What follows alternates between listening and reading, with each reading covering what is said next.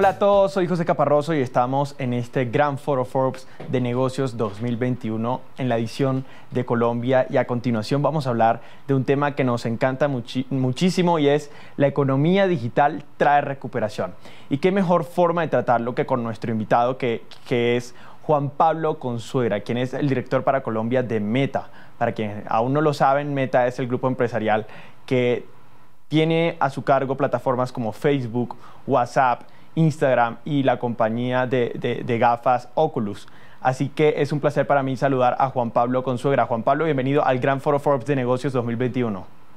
Hola José, gracias por la invitación. Feliz de estar contigo conversando sobre este tema tan relevante. Acabamos de pasar la pandemia, aún no ha terminado, pero ya estamos viendo un poco la recuperación y la reactivación.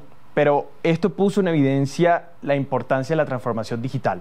Desde Meta, ¿qué experiencias dejó este proceso en materia económica? Mira, es una gran experiencia la que nos dejaron los últimos 18 meses y que seguramente van a seguir de aquí en adelante de una manera muy importante. Yo creo que el 2020 fue un año en donde la tecnología, creo que ya lo habíamos conversado en algún momento contigo, la tecnología se convirtió en amiga de las personas. Las personas entendieron que con la tecnología solucionaban problemas que o no solucionaban con tecnología antes o simplemente no sabían que tenían, ¿no? El hecho de estar encerrados en la casa sin poder salir era un problema que la gente no sabía que tenía y que empezó a solucionar con tecnología. Y fue un proceso que duró yo creo que 6, 9 meses para que la gente del común en general se sintiera cómoda con la tecnología y tuviera un proceso de digitalización súper grande al final en el 2020. 2021, en donde empezamos a tener estos ires y venires, estas entradas y salidas, la tecnología se quedó, muchos de esos hábitos se quedaron, el hábito de comprar digitalmente, el hábito de acceder a ofertas de comercio electrónico, el entretenimiento digital, la comunicación digital, el trabajo remoto, todos esos son temas que se quedaron y todavía hoy los tenemos. Pero además, esta utilización de la tecnología se complejizó, se sofisticó, si me permites el término. En el caso nuestro, las empresas y las personas, las microempresas, las pequeñas empresas empezaron a utilizar mucho más publicidad personalizada, empezaron a llegarle a targets mucho más específicos de sus clientes para ser más efectivos, o empezaron a utilizar mensajería cada vez más. Entonces ya no solamente están utilizando el canal tradicional de Facebook o Instagram, sino que empezaron a incluir WhatsApp y Messenger dentro de sus comunicaciones y empezaron a encontrar que cuando le llegan a una persona como tú o como yo a través de mensajería, generan mucha más confianza y los negocios, en nuestro argot de negocios, convierten mucho mejor porque hay mucha confianza alrededor de la mensajería. Y la otra cosa que empezaron a hacer mucho en Colombia particularmente es a pertenecer a grupos, comunidades digitales de temas similares, de temas que nos gustan y que tenemos afinidad para poder estar más informados y pertenecer a grupos cada vez más específicos que me entreguen más información que me sirve tanto personal como profesionalmente. Entonces estamos viendo una gran sofisticación que no termina. Cada vez más hay como más inquietud por esa sofisticación, inquietud por entender, ahora que ya soy más digital, ahora que ya me gusta mucho más la tecnología, cómo me sofistico y cómo le saco mucho más provecho. Y esa es una evolución en la que creo que vamos a seguir durante bastante tiempo. A mí particularmente me encanta estar en grupos de Facebook de temas que me gustan, y eso lo vemos cada vez más en muchísimos temas, en muchísimas industrias, en muchísimos sectores y por supuesto también en todas las redes sociales que ustedes tienen. Ahora, ¿qué tanto ha aportado la digitalización y qué tanto va a seguir aportando a la recuperación económica de la región? Ese es un gran punto y para responderte, José, déjame y te doy un par de casos, porque es que los casos que vemos en Colombia, bueno, yo creo que tú estás de acuerdo conmigo que Colombia, por definición, es un país muy emprendedor. Hay una tendencia emprendedora muy grande que probablemente en los últimos 2, 3 años se ha acelerado mucho desde el punto de vista digital, pero el colombiano en particular es muy emprendedor, desde negocios muy chiquitos en el garaje de las casas hasta negocios más grandes. Todos los colombianos con los que tú hablas, es muy frecuente entender que hay un segundo o hasta un tercer negocio que manejan durante el día. La tecnología lo que ha permitido es agregarle esa capa a ese negocio y hacerlo mucho más productivo. Te voy a dar un ejemplo que a mí me encanta. Había una compañía en Córdoba, en una ciudad de Córdoba que se llama Tuchín, en un pueblito chiquitico, que se llama Somvuelteado. Su nombre, como su nombre lo indica, venden sombreros volteados. En Córdoba, en donde pues es el corazón de esta industria.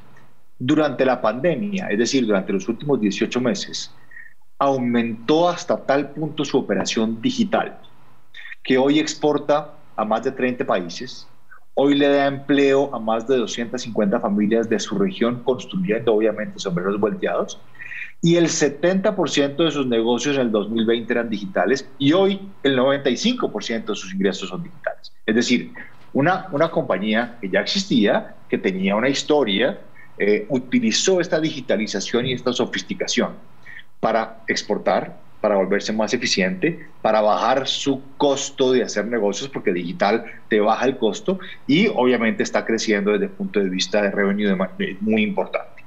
Cuando tú agarras este caso y lo multiplicas por el número que quieras, 100, 1000, 1.000.000 de empresas, las empresas que haya en Colombia, que todas tienen acceso a utilizar la tecnología como Somvuelteado y muchas otras lo han utilizado, pues ves el impacto potencial que la tecnología tiene.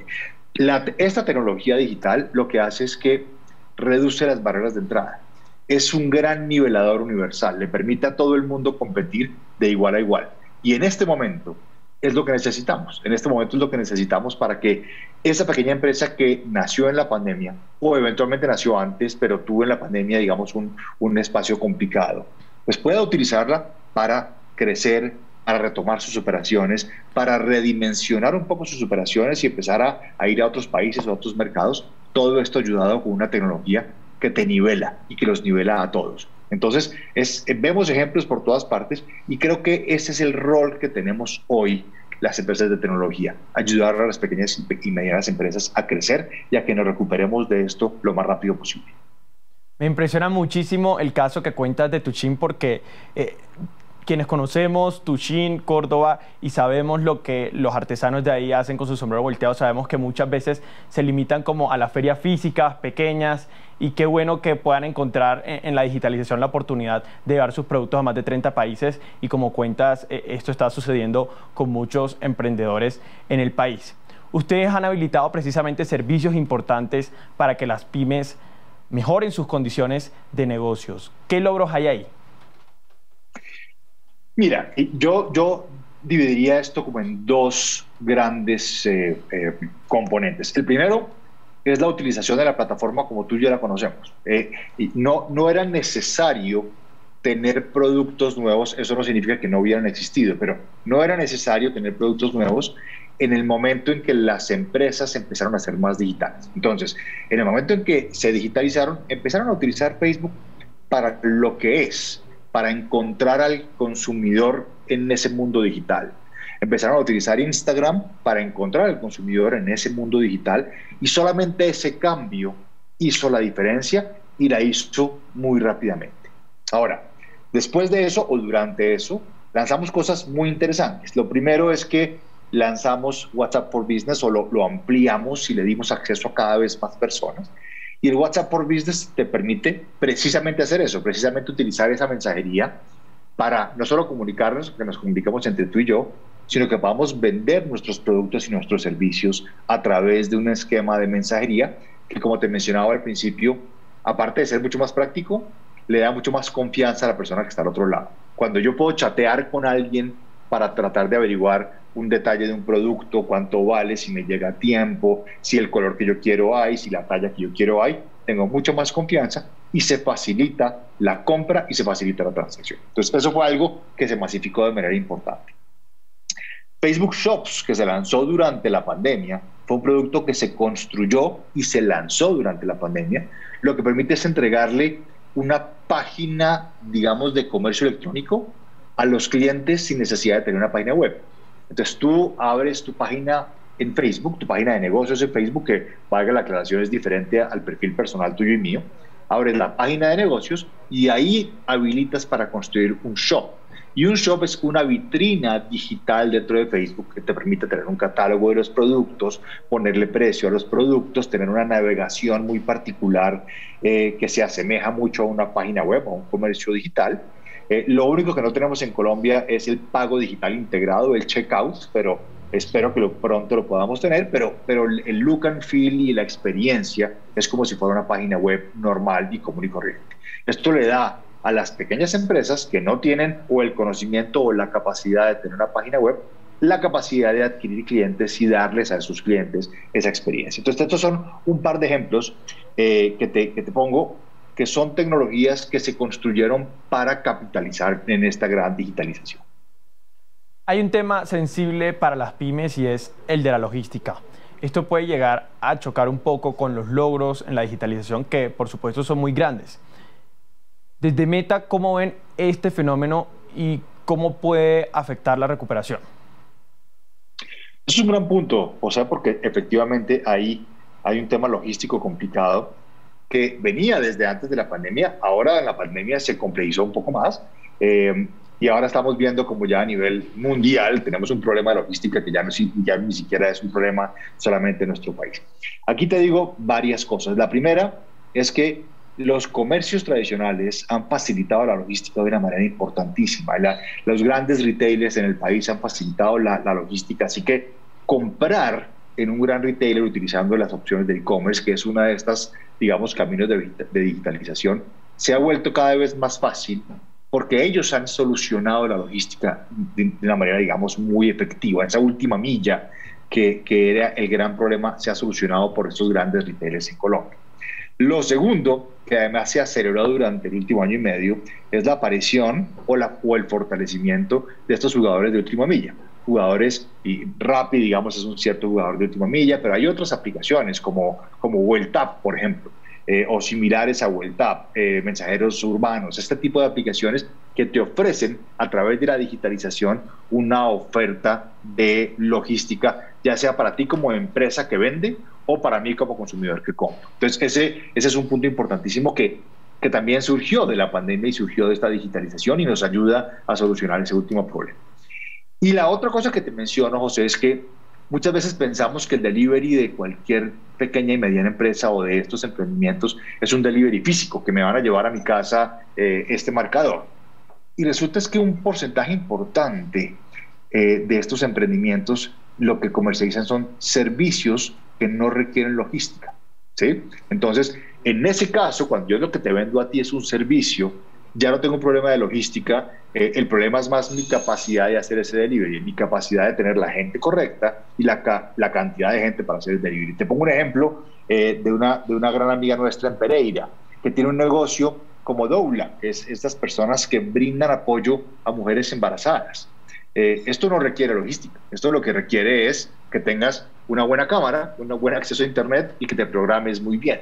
Y es un caso muy importante porque primero, como te mencionaba, no es afectado por la logística, pero segundo, utilizando el video y utilizando esta digitalización del consumidor, sus ingresos se dispararon 60% durante la pandemia, es decir, crecieron 60% durante la pandemia, pero además no solo le presta servicios a mujeres en Colombia, sino que presta servicios en lugares tan lejanos como Rusia y como Croacia desde su casa en Pereira.